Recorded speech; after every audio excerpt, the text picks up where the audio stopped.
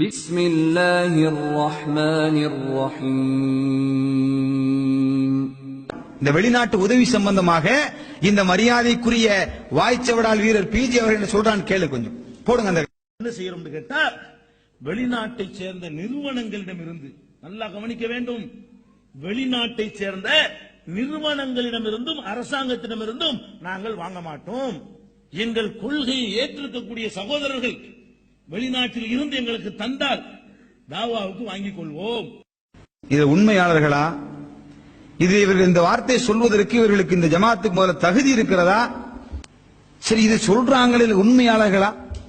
சவுதியில பணம் வாங்குறான் ஒரு தலைவர்ல இருந்து தொண்டை வரைக்கும் பேசிக்கிட்டே இருக்கிறாங்க. இது சொன்ன என்ன செஞ்சிருக்கணும்? இதுல பியூரா இருக்கணுமா இல்லையா? இதுல எப்படி இருக்கணும்? 100% 24 கேரட் தங்கமாக இருந்தால் நீங்க சொல்ற வாதத்தின் உண்மையாளர்கள். எந்த நிறுவனத்தை நாங்கள் அணுக மாட்டோம், எந்த நிறுவனத்திட்டையும் காசு வாங்க மாட்டோம். அது மட்டுமல்ல, வெளிநாட்டில் போய் பணி செய்யக்கூடிய அந்த சகோதரர்கள் 5-10 கொடுத்தா மட்டும்தான் வாங்குவோம். அக்கீதா சொன்னார். இப்ப நான் காமிக்கிற ஒவ்வொரு பேஜா இவங்க எந்த அளவுக்கு இதுல மோசடியாளர்கள் சொல்லிட்டு பாருங்க. இந்த தபால் வெளிநாட்டு நிறுவனத்தில், வெளிநாட்டில் இந்தியாவில இருந்து, தமிழகத்தில் இருந்து வெளிநாட்டுக்கு வேலைக்கு செய்யற மக்கள்கிட்ட மட்டும்தான் நாங்கள் காசு வாங்குவோம். நிறுவனத்திட்டையோ அது சம்பந்தப்பட்ட அமைப்புகள் என்ன செய்ய மாட்டோம், பணம் வாங்க மாட்டோம் என்று சொல்லக்கூடியவர்கள் எங்க இருந்து இது வாங்குறாங்க? ரெக்கமெண்ட் தபால். பரவாயில்ல, விடுங்க. எங்க ரெக்கமெண்ட் தபால் வாங்குறாங்க? அது போடப்பட்ட வாசகம் தான் கேலி கூத்து. சுப்ஹானல்லாஹ். நிச்சயமா இவர்கள் எல்லாம் மறுமை நாளில் தப்பிக்கவே முடியாது.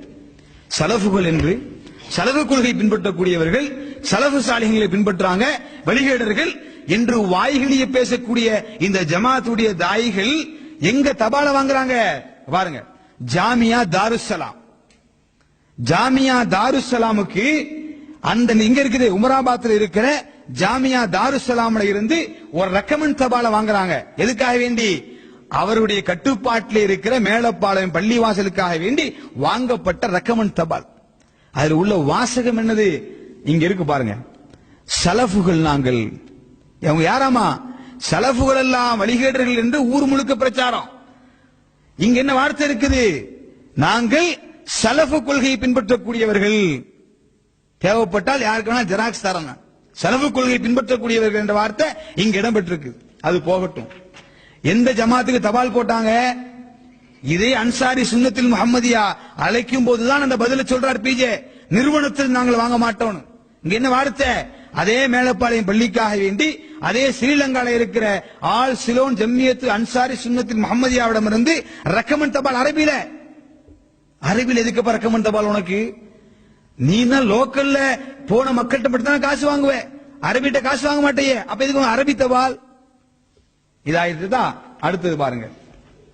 மஸ்ஜிதுர் ரஹ்மான் நிர்வாக கமிட்டி. மஸ்ஜிதுர் ரஹ்மான் நிர்வாக கமிட்டியின் சார்பில் அரபி தபால் பிரிண்ட் பண்ணப்பட்டு எங்க அனுப்பப்படுது? குவைத்தில் இருக்கிற எஹியா துராஸ் என்று சொல்லுகிற ஒரு அமைப்புக்கு அனுப்பப்படுதுங்க. மஸ்ஜிதுர் ரஹ்மான் நிர்வாக கமிட்டியின் சார்பில் ஒரு லெட்டர் தயாரிக்கப்பட்ட அரபியில எங்க அனுப்பப்படுது? குவைத்தில் இருக்கிற நிறுவனத்திற்கு அனுப்பப்படுது. இதுல யாரு கையெழுத்து போடுறா? கீழே இருக்கு பாருங்க. சம்சுல்லுஹா பின் முஹம்மது யூசுப். சம்சுல்லுஹா பின் முஹம்மது யூசுப் என்று சம்சுல்லுஹா அந்த ஜமாத்துடைய முக்கியமான தாயி, இந்த ஏகத்துவம் பத்திரிகையுடைய ஆசிரியர். அவர் கையெழுத்து போட்டு எஹியா துராசன் நிறுவனத்திற்கு அனுப்ப வேண்டிய அவசியம் உங்களுக்கு ஏன் வந்துச்சு? வெளிநாட்டு நிறுவனத்தில் வாங்கக்கூடியவர்கள் எல்லாம் வழிகேட்டுக்கு போயிட்டாங்க. வெளிநாட்டு நிறுவனத்தில் நாங்கள் காசு வாங்க நாங்கள் உண்மையாளர்கள். எதற்கு உங்களுக்கு இந்த தபால்? அடுத்தது அதே மாதிரியான தபால் எங்க? அதே வேறு அமைப்புகளுக்கு அனுப்பப்பட்ட தபால். அங்கே கையெழுத்து பாருங்க. சம்சுல்லுஹா பின் முஹம்மது யூசுப். இது போல ஏராளமான தபால். ஒரு இங்கிலீஷ் தபால் பிரிப்பேர் பண்ணி அனுப்பப்படுது. அங்க என்ன வாசகம்? வி த சலஃபீன், நாங்கள் சலஃபுகள். நீதான் சலஃபு கொள்கை எல்லாம் வழிகேடு சொல்லிட்டேப்பா. எதுக்கு சலஃபீன் வார்த்தை இங்க போடுற நீ? அப்போ வேடம் போடக்கூடியவர்கள், உள்ளூர்ல ஒரு வேஷம், வெளியூர்ல ஒரு வேஷம், வேடம் போடு மக்களை ஏமாற்றக்கூடியவர்கள் தான் இவர்கள் என்பதற்கு இது போதுமான சான்றா இல்லையா? அத்தாவத்துல் சலஃபியத் வ ஆசாருஹா பில் மதீனத்து. மேலப்பாளையத்துல சலஃபிகளுடைய அழைப்பு பணியும் அதனால் ஏற்பட்ட தாக்கங்களும். இப்ப சலஃபு கொள்கை கூடாது, அப்ப ஏன் சலஃப் என்ற வார்த்தை அங்க பயன்படுத்துற? சலஃபுகளுடைய அழைப்பு பணியும் அதனால் ஏற்பட்ட தாக்கங்களும். அங்க என்னதான் லெட்டர் ஒரே அட்ரஸ் எத்தனை லெட்டர் பேடுன்னு பாருங்க.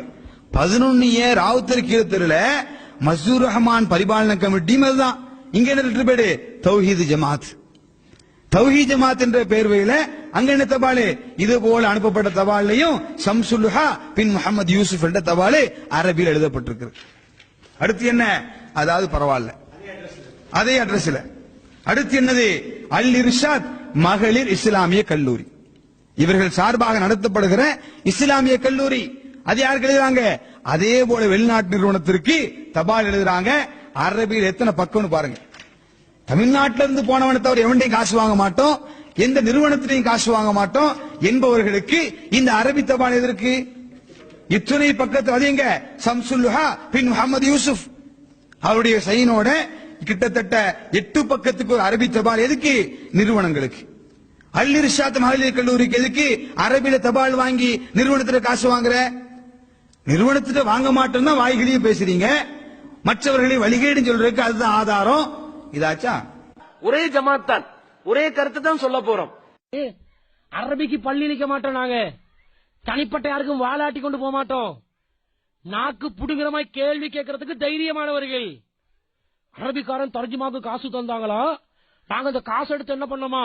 பிசினஸ்ல ரொட்டேஷன் போட்டோமா? அந்த பிசினஸ்ல மேனேஜிங் டைரக்டரா நீயா இருந்தாய்? நீ பாத்தியா? நீ கண்டியா? சொல்றதுல ஒரு நேர்மை இருக்கணுமா இல்லையா? என்னது இதை யார் ரொட்டேஷன் பண்ணா? இப்படி தேவையில்லாத விமர்சனங்களை பரப்புறாங்க.